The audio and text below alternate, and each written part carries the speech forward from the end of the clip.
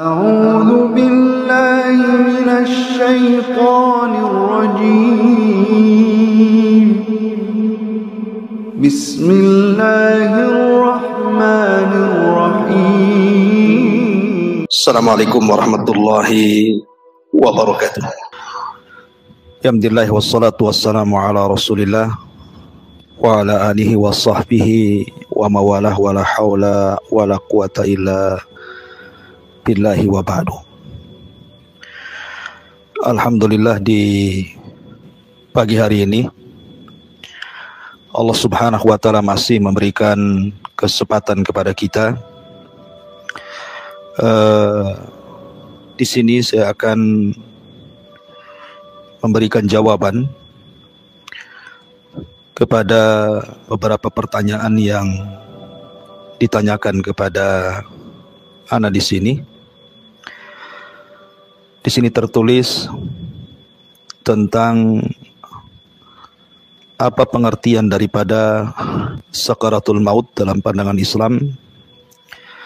Kapan seorang itu dikatakan dalam kondisi sakaratul maut? Kemudian bagaimana dahsyatnya sakaratul maut? Apakah semua orang merasakan sakaratul maut? Kemudian ciri-ciri orang yang sedang sakaratul maut dan dia husnul khatimah ataukah dia su'ul khatimah? Kemudian sakaratul maut yang paling ringan dan yang paling berat seperti apa? Kemudian amalan-amalan apa saja seorang muslim yang bisa mendapatkan kemudahan saat sakaratul maut? Dan hal apa saja yang harus dilakukan jika kita mengalami atau mendampingi seseorang yang sedang sakaratul maut dalam ajaran Islam, dan doa yang dibacakan kepada seseorang yang sedang menghadapi sakaratul maut.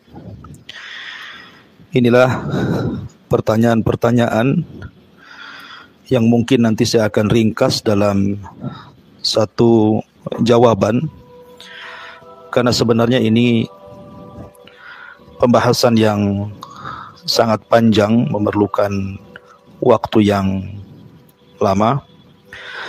Tetapi saya akan usahakan singkat jawaban ini berdasarkan dalil-dalil dari Al-Quran dan sunnah Nabi sallallahu alaihi wa ala alihi wasallam. Ma'asyiral muslimin yang dimuliakan Allah Subhanahu wa taala, bicara tentang sakaratul maut artinya kita bicara tentang kematian. Dan kalau kita bicara tentang kematian, maka di dalam Al-Quranul Karim Allah Subhanahu wa ta'ala menjelaskan bahwa kullu nafsin dha'iqatul maut. Setiap jiwa itu pasti akan mengalami sebuah kematian. Siapapun Anda, apakah Anda seorang pejabat, pemimpin, ataukah Anda rakyat? Apakah Anda orang kaya, bergelimang harta, ataukah Anda seorang yang miskin dan serba kekurangan dan memakan apa adanya? Apakah Anda anak kecil, orang dewasa, atau sudah tua? Apakah Anda laki-laki dan perempuan, semua akan merasakan kematian. Bahkan orang yang mulia atau jauh lebih mulia di antara kita, para nabi, para rasul, para ulama, mereka sudah merasakan apa yang disebut dengan kematian. Dan setiap hari kita bisa saksikan banyak orang yang mengalami kematian di sana di sini. Apakah Anda melihat secara langsung orang yang sedang sakaratul maut? Ataukah Anda dihabarkan ada tetangga Anda yang sedang meninggal atau sudah meninggal? Artinya bahwa kematian merupakan sebuah kepastian. Dan Allah Subhanahu wa taala berfirman, "Wa ja'at sakratul mauti bil haqq, dzalika ma kunta minhu tahid." Sungguh telah datang kepada siapapun sakaratul maut, rasa sakit saat kematian, bil haq, dan itu benar adanya. Dan itulah yang membuat seseorang lari dari kematian itu. Ma'asyiral muslimin yang dimuliakan Allah Subhanahu wa taala. Kalau kita sudah tahu bahwa kematian sebuah kepastian dan datang kepada kita pun tanpa ada sebuah pemberitahuan, dan kematian bukan akhir dari sebuah perjalanan, maka selayaknya seorang muslim sudah harus persiapan.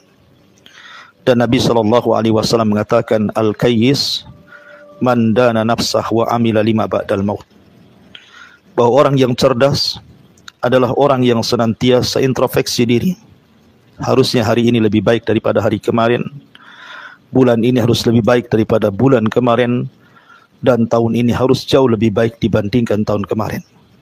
Kemudian wa amila lima ba'dal maut, berusaha untuk mempersiapkan bekal untuk kematian kita. Makanya ketika Ali bin Abi Thalib radhiyallahu an ditanya tentang makna daripada takwa, maka beliau mengatakan takwa itu al-khaufu minal jalil.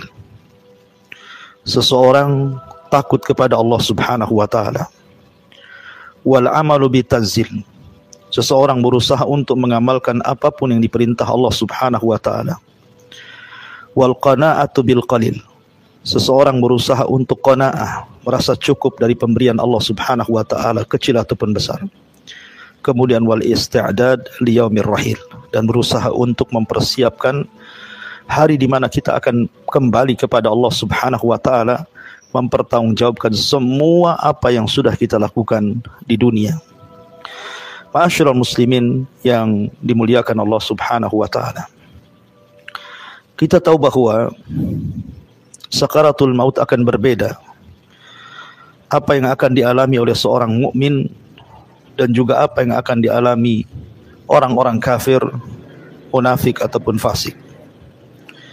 Namun sebelumnya, bolehkah seseorang kemudian bercita-cita untuk meninggal?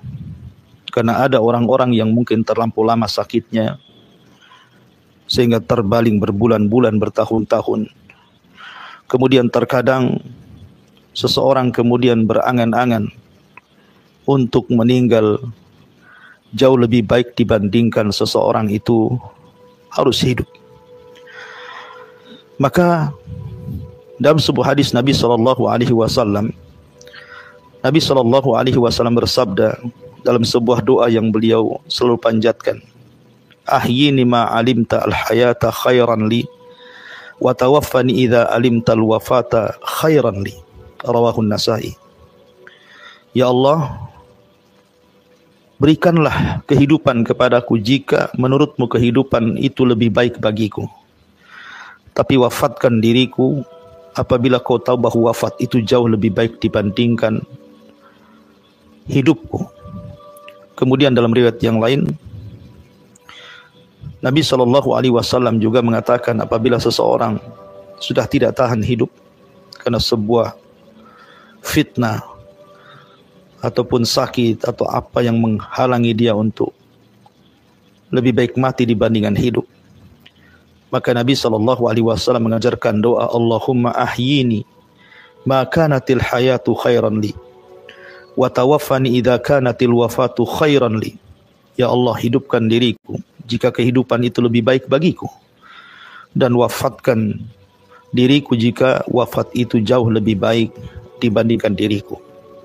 Artinya ini kalau harus memang terpaksa seseorang itu karena sudah tidak tahan hidup, mungkin karena sakit yang berkepanjangan, atau mungkin karena fitnah yang tidak bisa ia hadapi, seperti yang terjadi kepada Umar bin Al-Khattab radhiyallahu an ketika dihadapkan dengan fitnah kekuasaan, maka dia pun berdoa seperti apa yang diajarkan Nabi SAW.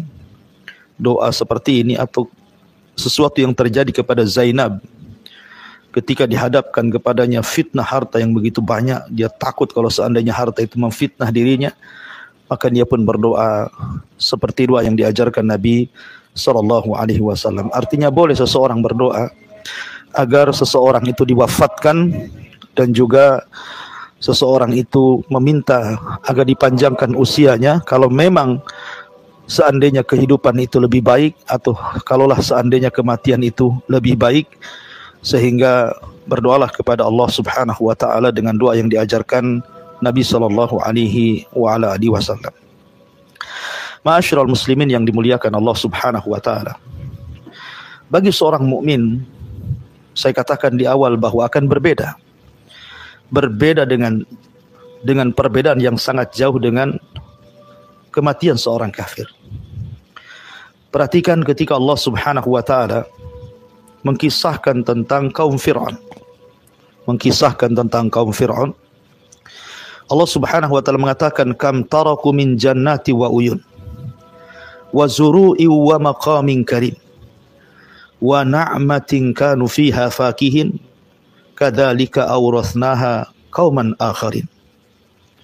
Dalam surah Ad-Dukhan ayat 25 sampai 28 Allah mengatakan, berapa banyak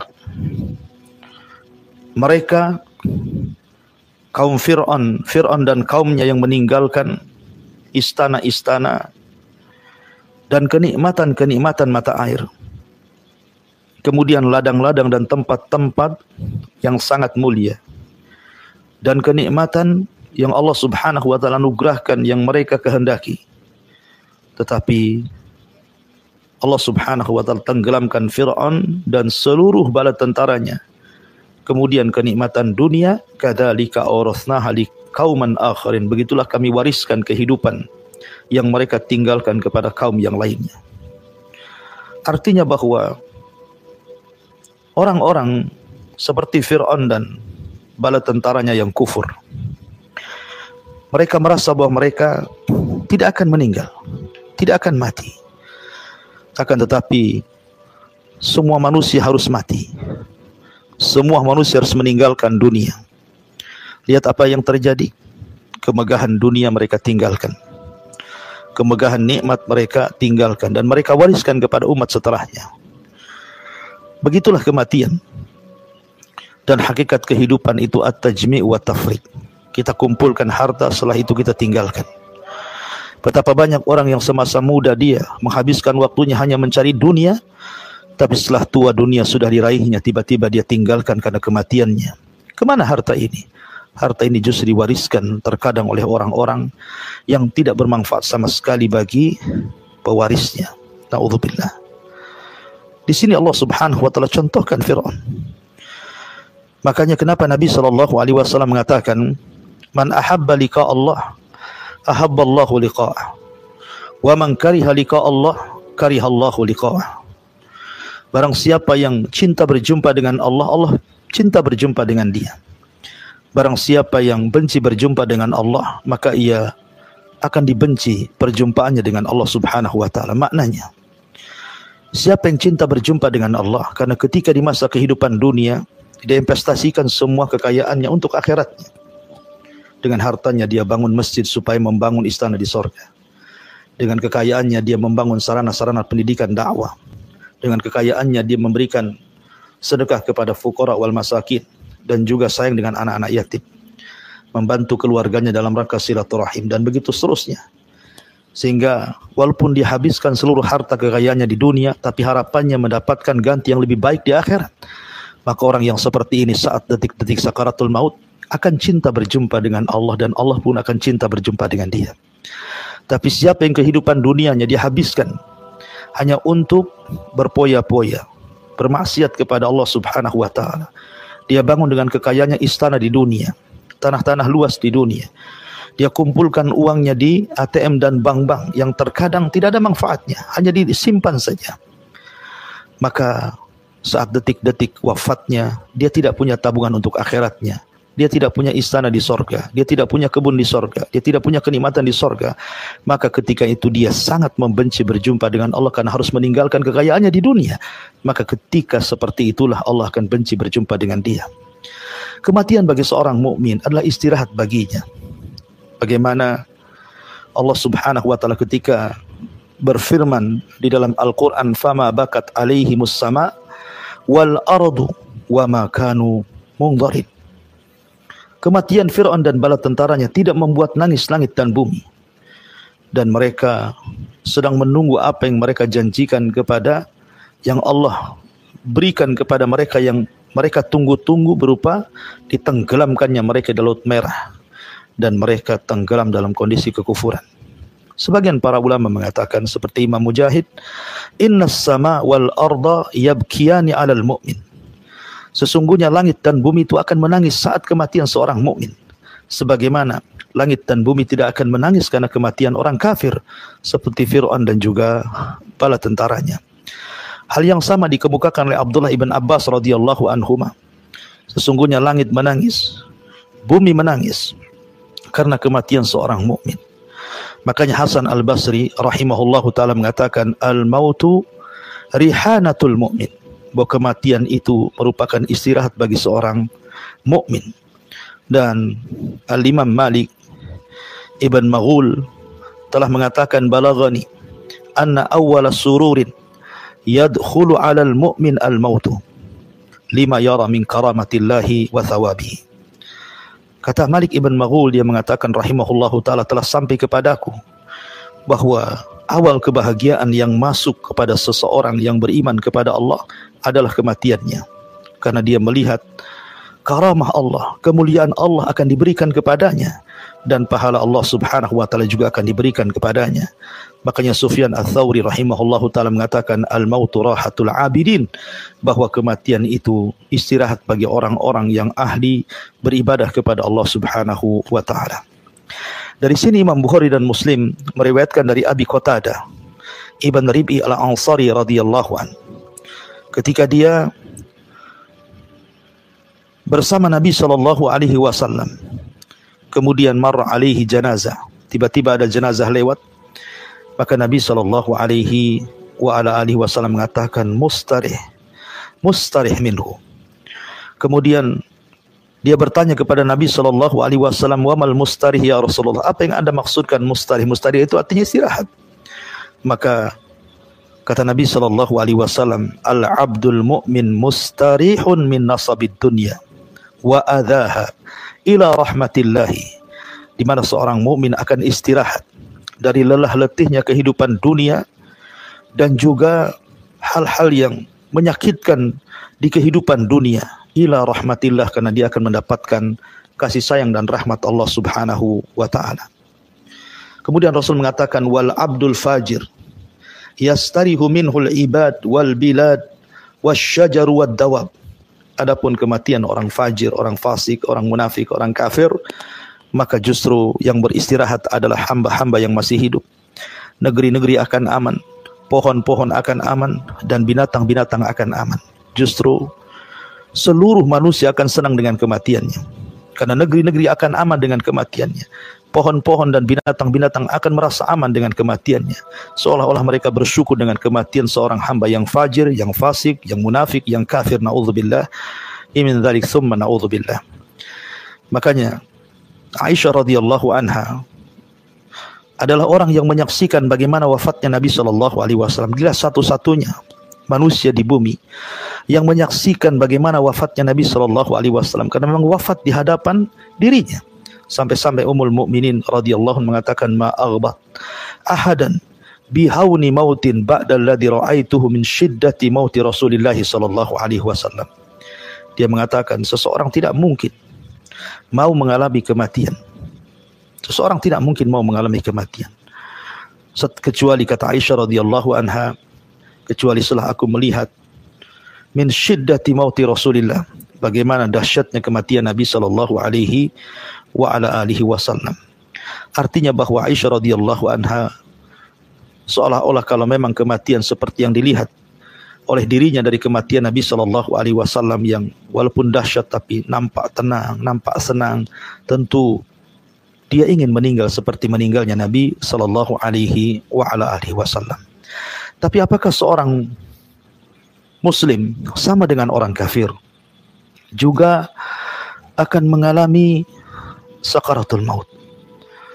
Ma'asyiral muslimin yang dimuliakan Allah Subhanahu wa taala, tentu setiap orang akan mengalami sakaratul maut. Jangan lagi orang biasa, orang kafir, orang-orang fasik, orang-orang yang beriman sampai kepada Nabi Shallallahu Alaihi Wasallam pun mengalami apa yang disebut dengan sakaratul maut. Aisyah radhiyallahu anha pernah mengatakan, aku melihat Nabi Shallallahu Alaihi Wasallam ketika berada di pangkuannya saat-saat detik wafatnya. Dia mengatakan, Allahumma inni ala ghamaratil maut wa sakaratil maut. Ya Allah, bantulah aku dari keperitan saat kematian dan dari rasa sakit saat kematian. Rawahu Tirmidzi. Artinya bahwa Nabi Shallallahu Alaihi Wasallam juga merasakan apa yang disebut dengan sakaratul maut, apa yang disebut dengan kematian. Makanya dia berdoa seperti itu. Maka Anda pun saat diuji oleh Allah Subhanahu wa taala dengan sakit yang panjang, kemudian Anda rasa-rasanya tidak bisa lagi hidup. Mungkin Anda merasa bahwa sebentar lagi akan meninggal, dan itu mungkin bisa dirasakan orang-orang yang sakit parah mungkin ya. Walaupun sekali lagi bahwa sakit parah itu juga bukan tanda dari kematian. Betapa banyak orang yang sakit parah kemudian sehat lagi.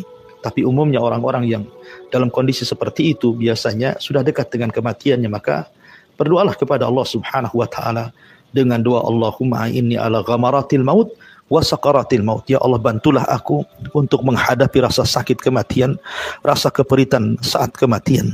Karena itu pula yang dirasakan Nabi sallallahu alaihi wasallam. Ma'asyiral muslimin yang dimuliakan Allah Subhanahu wa taala. Tetapi tentu berbeda alasannya seorang mukmin mengalami sakaratul maut dengan seorang kafir fasik yang mengalami sakaratul maut. Abi Sa'id Al-Khudri radhiyallahu an, diriwayatkan oleh Imam Hakim dalam Mustadraknya. Jadi suatu ketika dia masuk menghadap Nabi sallallahu alaihi wasallam. Kemudian dia mengatakan di hadapan Nabi sallallahu alaihi wasallam, "Ma ashadda harhamaka ya Rasulullah." Betapa dahsyatnya demam yang kualami wahai Rasul sallallahu alaihi wasallam. Maka Nabi SAW mengatakan, inna kadzalika yushaddid alaina al-bala wa yudha'af lana al-ajru.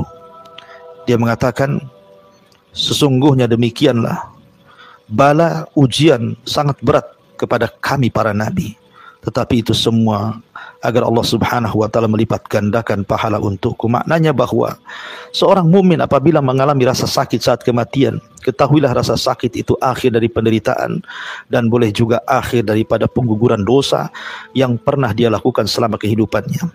Tetapi sakitnya orang-orang kafir boleh jadi itu sebuah awal pertanda bahwa itulah mukaddimah azab yang Allah Subhanahu wa taala berikan sebelum kematiannya, naudzubillah.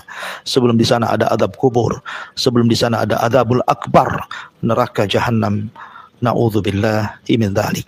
Ma'asyiral muslimin yang dimuliakan Allah Subhanahu wa taala. Allah Subhanahu wa taala berfirman di dalam Al-Qur'anul Karim, kalla idza balagatit taraq wa qila man raq wa dhanna annahu al-firaq wal tafatis saqu bis-saq ila rabbika yauma idinil masaq. Sekali-kali jangan apabila nafas seseorang telah mendesak sampai ke tenggorokan dan dikatakan kepadanya, siapa yang bisa menyembuhkannya? Wakila man raq, siapa yang akan bisa menyembuhkan orang yang nyawanya sudah di kerongkongan? Tidak ada. Karena kematian itu idza jaa ajaluhu la yastakhiruna sa'ata wa la yastaqdimun. Apabila datang waktunya tidak mungkin mundur, tidak mungkin maju, pas waktunya. Karena bagaimanapun al-hadaru la yamna'ul qadar. Anda menghindar dari kematian tidak mencegah takdir kematian. Kematian itu pasti akan mengejar kita. Aina ma takun yudrikumul maut walau kuntum fi burujin musayyadah. Dimanapun Anda berada, kematian itu akan mengejar kalian walaupun kalian di balik benteng yang sangat kokoh sekalipun. Tetap kematian itu akan datang dan sampai kepada kita. Karena kematian itu tidak bisa ditolak. Al-hadaru la yamna'ul qadar. Menghindar dari kematian itu tidak mencegah takdir kematian. Oleh karena itulah apabila sampai nyawa di tenggorokan, Tidak ada yang bisa mengembalikan nyawa itu ke dalam badannya. Karena bagaimanapun kematian itu sebuah takdir yang sudah digariskan oleh Allah Subhanahu wa taala. Tapi seorang mukmin tentunya ingin mendapatkan kematian yang husnul khatimah. Tidak mau mereka meninggal di atas su'ul khatimah. Lalu kapan seseorang dikatakan sedang sakaratul maut? Tentu kalau kita melihat kepada dunia medis tentunya ya. Karena mungkin dalam beberapa riwayat hadis-hadis Nabi SAW tidak dijelaskan secara detail tentang alamat kapan seorang itu sedang sakarat maut dan akan dicabut nyawanya. Ada yang mengatakan ini dalam menurut penelitian medis saja ya, bahwa orang yang sedang sakaratul maut ketika nafas semakin berat. Ketika nafas semakin berat. Ya, itu pun diisyaratkan, diungkapkan dalam surah Al-Qiyamah. Bisa Anda lihat pada surat Al-Qiyamah ayat 26 sampai 30 gitu ya. Tadi bagaimana Allah Subhanahu wa taala menjelaskan tentang kondisi beratnya orang yang sedang sakaratul maut, di mana nafasnya semakin berat, kemudian mengalami kelelahan yang luar biasa gitu ya.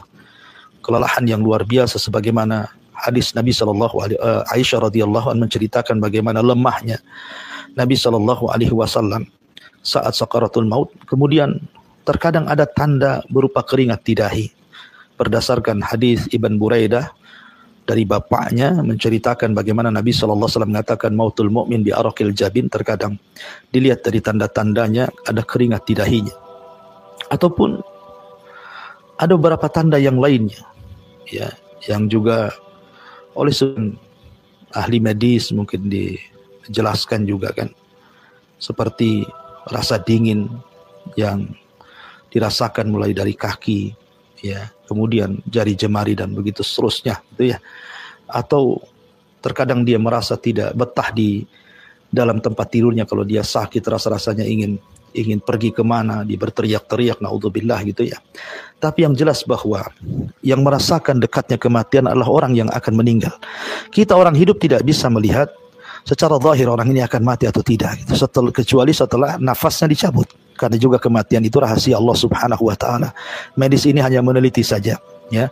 Karena kematian itu adalah hak prerogatif Allah Subhanahu wa taala. Terkadang ada orang yang sudah disangka mati rupanya hidup lagi.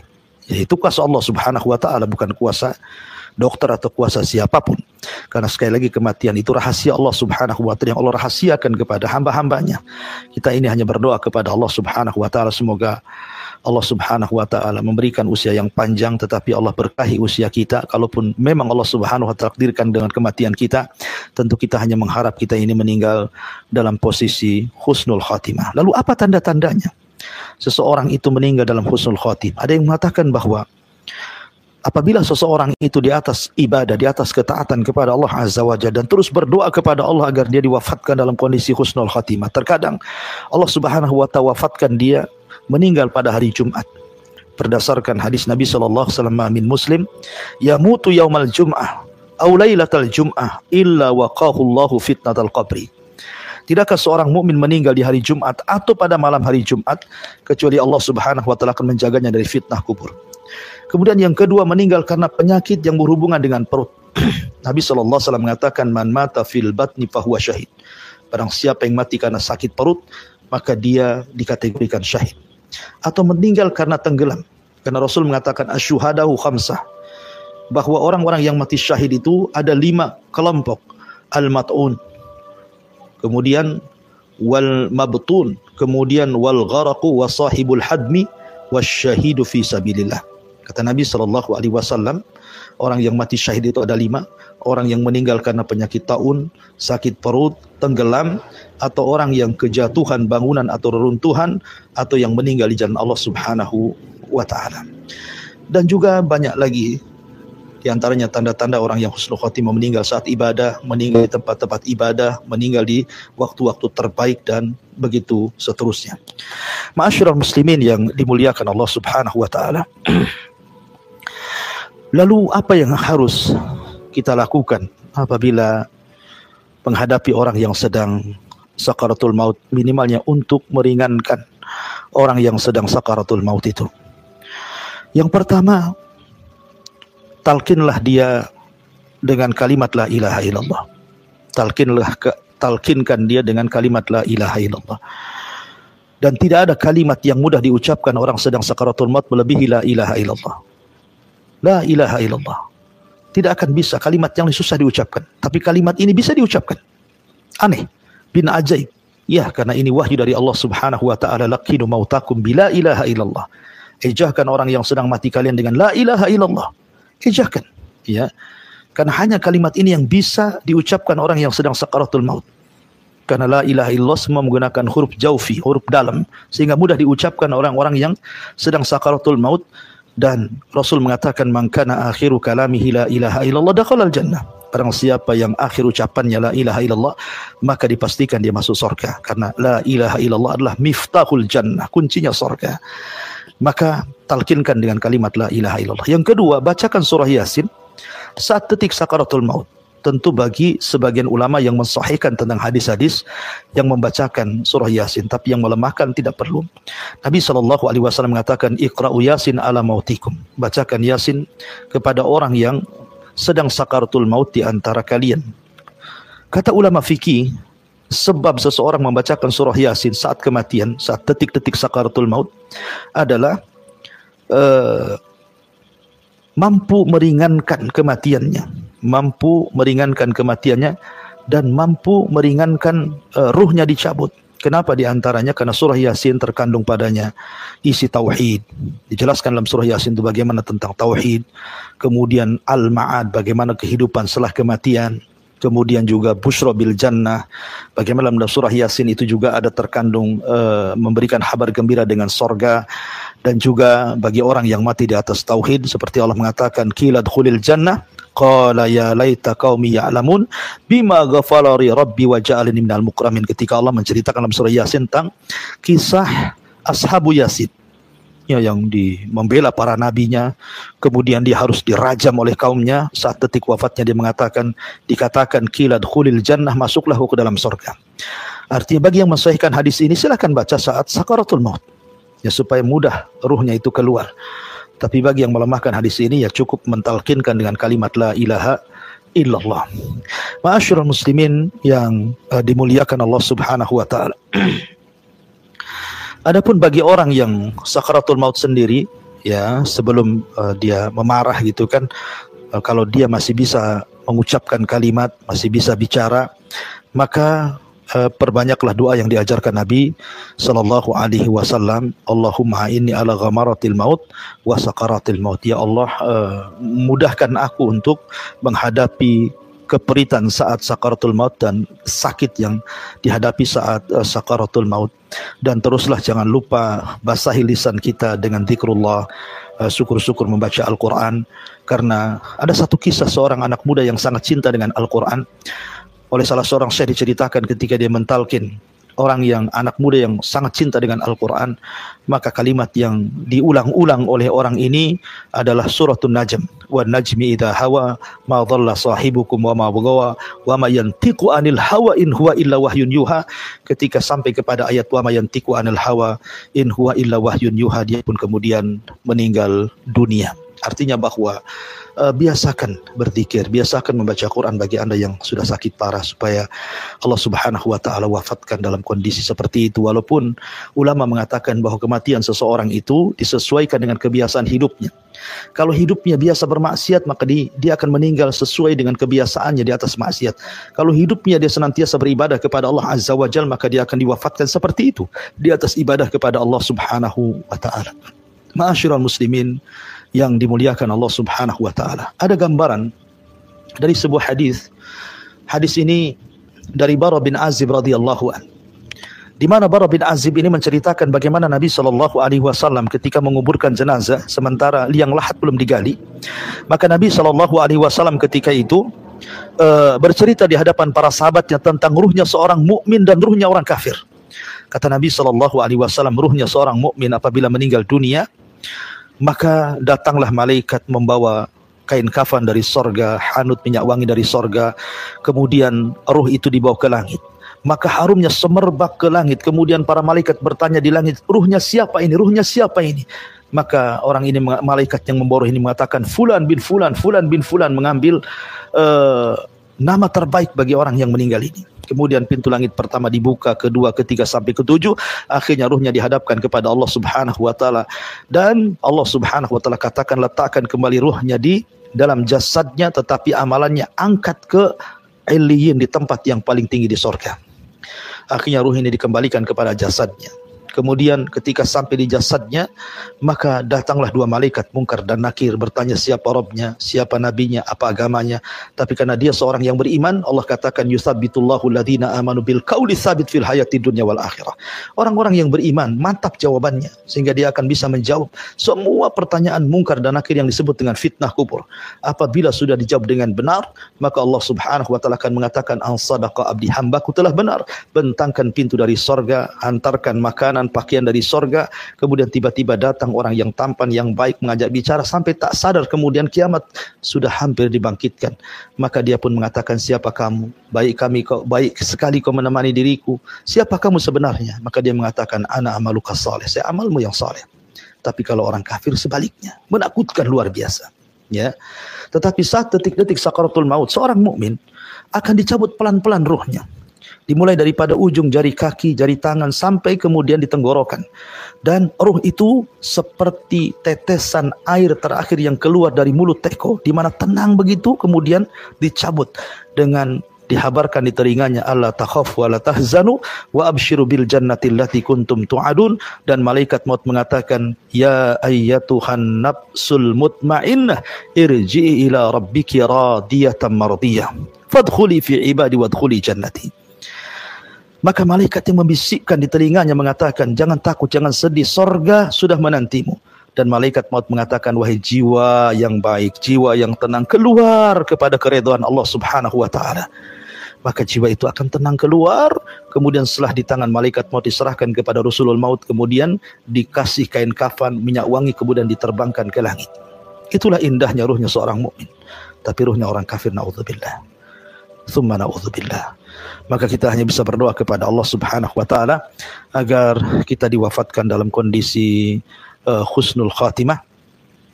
Dan tentunya kita juga berdoa kepada Allah Subhanahu